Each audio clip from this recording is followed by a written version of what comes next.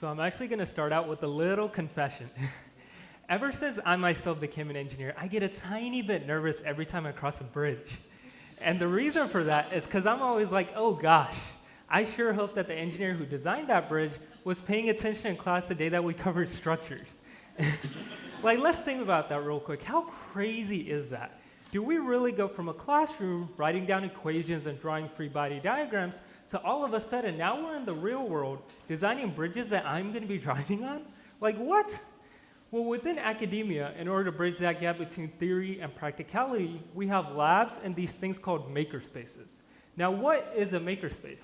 Well, picture a workshop, mills, lathes, 3D printers, and a whole other multitude of tools in a space where students can come in and build things. Now, the effectiveness of these spaces have been proven time and time again. They make better engineers. However, what is a bit more unknown are how these spaces behave. That's where my research comes in. What I do is I model these spaces like living ecosystems. And how I do that is I survey the space to see which user is using which tool. I then map this out in the form of a network.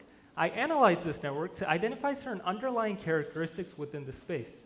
Now, one of the things that I've seen is that certain spaces allow for personal projects. What that means is if I want to build something, like let's say a model of a bridge, then I can just bring it in and build it, right? No questions asked. Whereas other spaces only allow for projects that are associated with the class.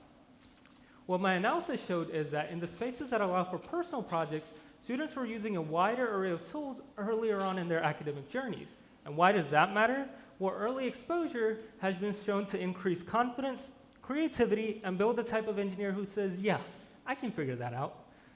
Because confidence doesn't just start from a textbook. It also starts from a space where it's okay to explore and get things wrong and try again.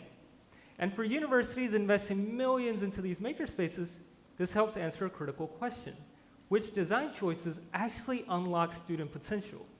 So moving forward, I'm going to be putting together these insights into a roadmap so that schools can build more effective makerspaces. Now, the next time you're driving across a bridge, I hope that you're not going to be thinking about me or this talk, because that would be kind of weird.